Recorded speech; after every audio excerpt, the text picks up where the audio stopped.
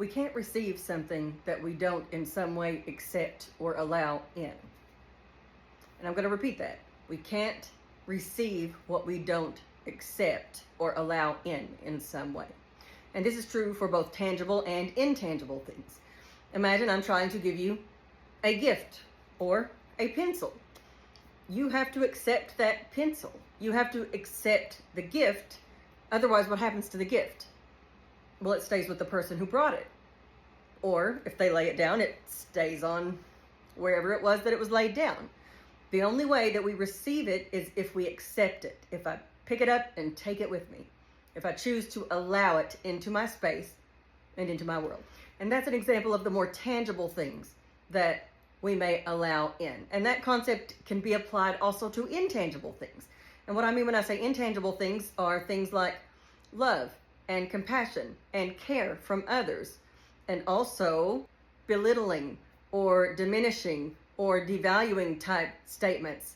So things that are intended to harm us or take away from us, or things that are intended to fuel us, to rejuvenate or replenish us. Neither can penetrate the barrier unless we allow it to come in. This is why a healthy boundary system is so important. And a healthy emotional boundary system is an awareness of where that barrier is, of being aware of where I'm actually making choices or can choose to allow in certain things. That I can use my own decision making to decide whether this is something I want to open the doors to allow in, or whether I want to keep the doors closed and I refuse to accept whatever that thing is, especially if it's something that's going to be hurtful to me. I don't have to accept it. And the same thing happens energetically with that intended harmful statement that would happen to a gift that we don't accept. It stays where it is. It does not come along with us. It does not penetrate into my person, my soul, my emotional self, my self-concept, unless I open the door and allow it. Now, usually we don't know where that is. If we don't know where that boundary system is, if we don't know where the point of entrance is, the point of entry in which I can choose, do I want to open and allow it in? Do I want to close it and keep it out? Until we know where that is, we're usually doing one thing or the other. We're either keeping the doors closed and cemented shut and allowing nothing in, which means I keep the negative or the harmful or the hurtful out, but I also keep out the good too, which is not helpful, right? It's no more helpful than being so open that I allow everything in. I allow in every word, every energetic intention that is sent towards me comes directly in and influences my person.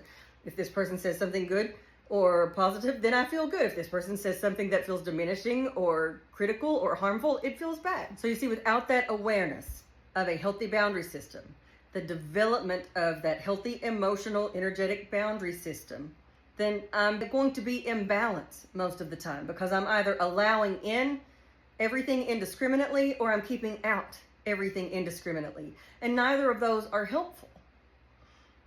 We want to learn where that boundary system is, where that point of entry is, which takes a little work, but it's absolutely possible and it's absolutely worth it. To be able to maintain an inner peace within your body, within yourself, to be able to make choices and discernment about what you allow in and what we choose not to allow in, right? That's real freedom in the world.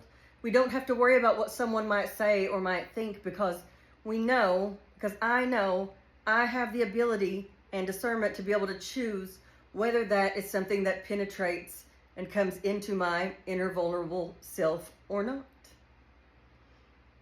And it's not something unique to me. It's something anyone can learn to do, but it does take time and effort and determination. Persistence.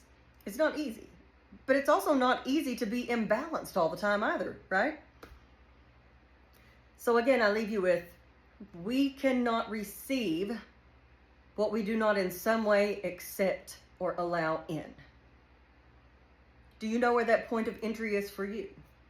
Do you know how to open the doors to receive what is good for you? And do you know how to keep the doors closed so that the things that are not good for you stay where they started?